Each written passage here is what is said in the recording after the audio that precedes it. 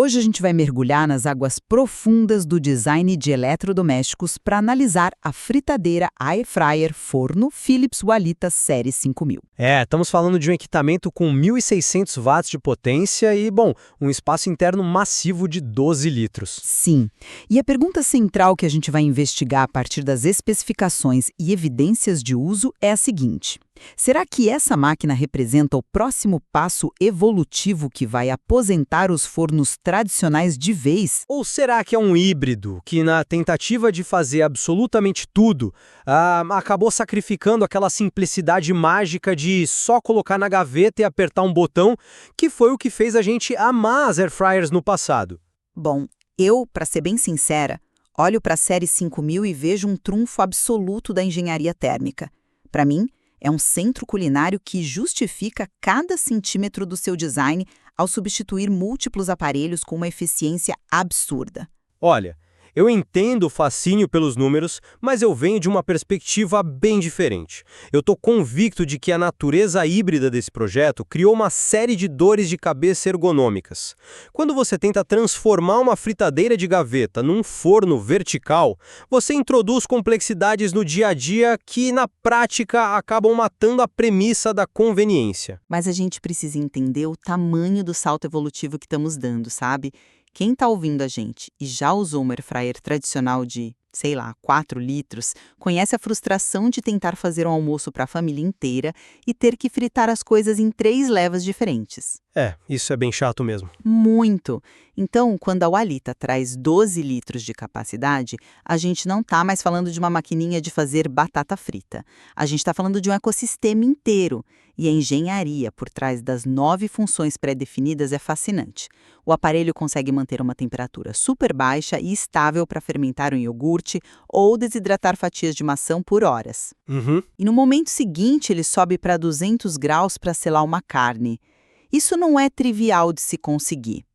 E eles entregam isso num pacote que já vem com 4 acessórios, 2 grelhas, bandeja coletora e o cesto. Os relatos de quem usa confirmam a máquina entrega um bolo assado em 15 minutos e uma porção inteira de batatas congeladas em 10 minutos.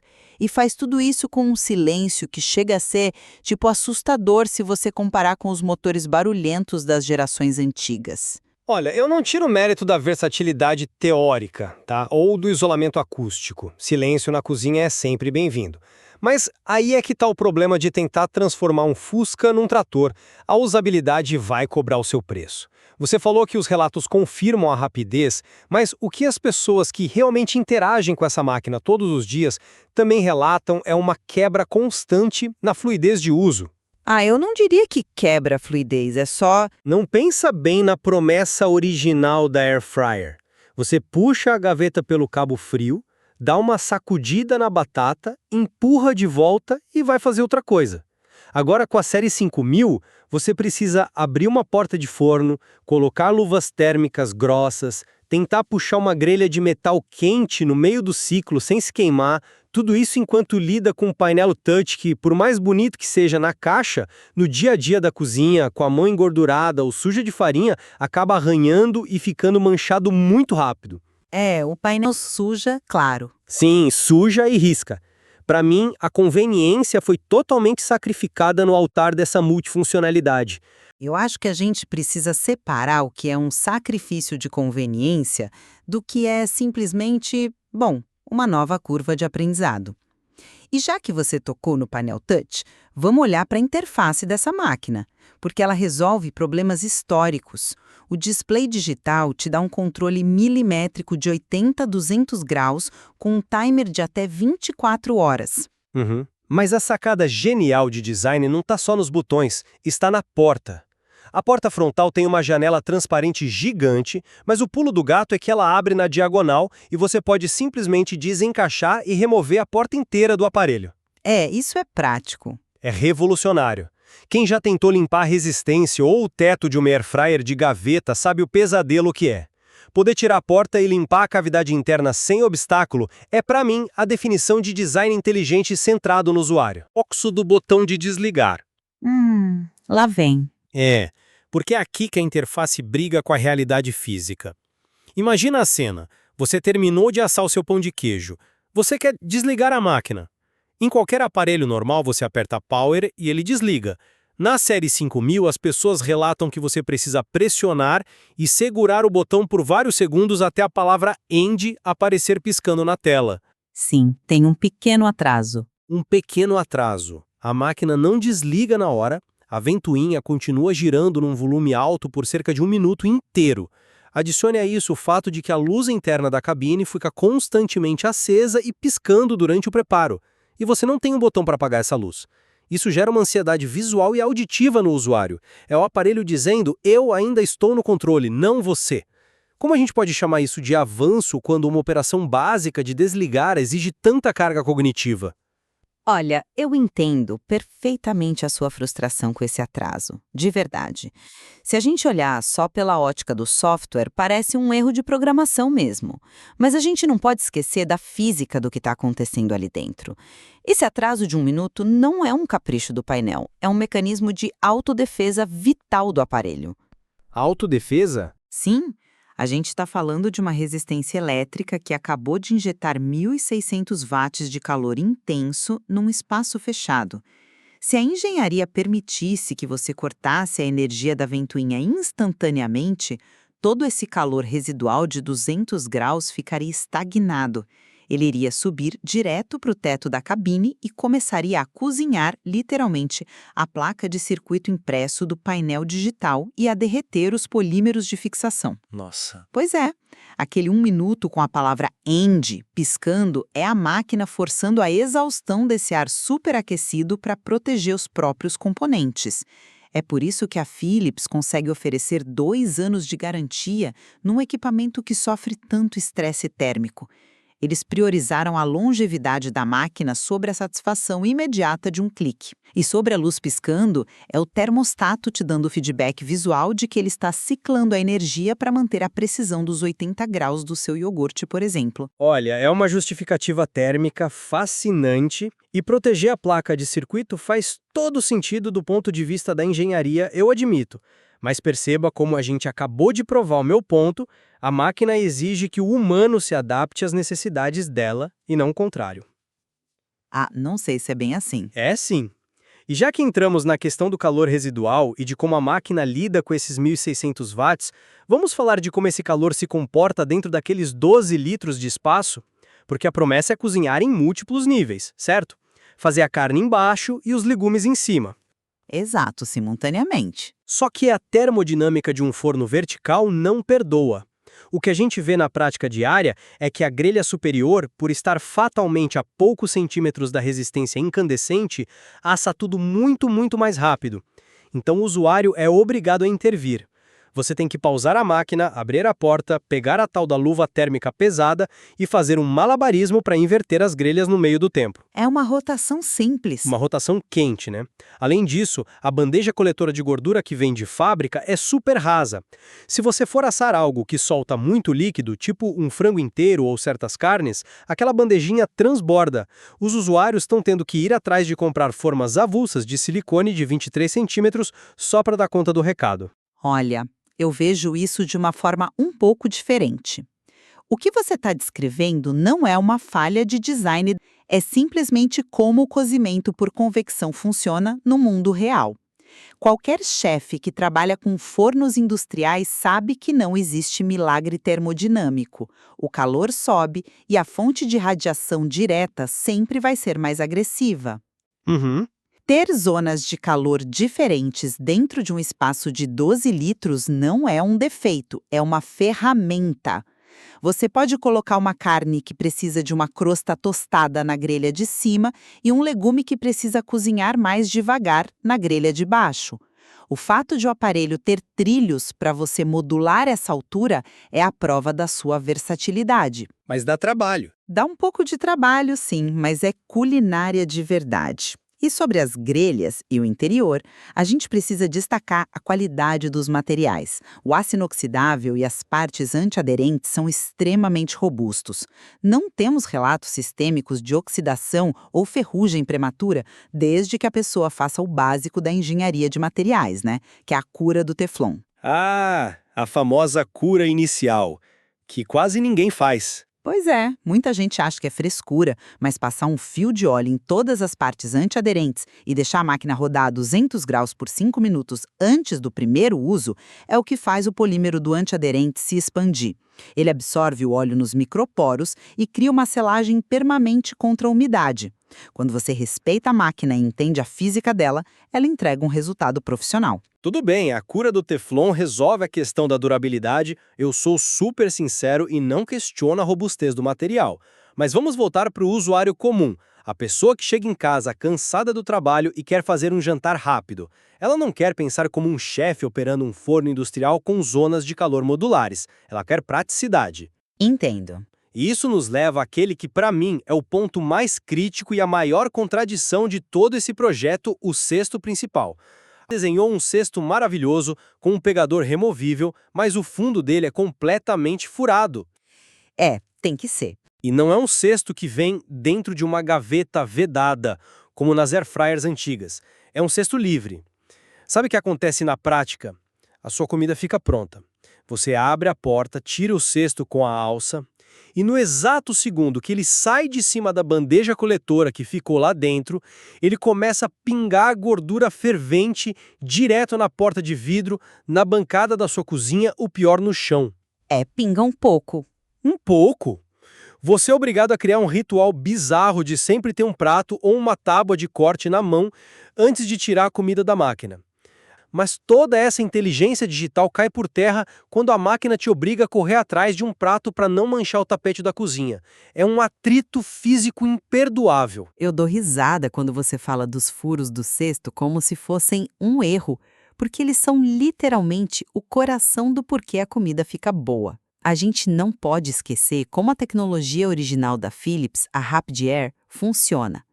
Para conseguir aquela textura de fritura por imersão sem usar óleo, o ar quente não pode só bater em cima da comida. Ele precisa agir como um tornado. Certo, o fluxo de ar. Exato.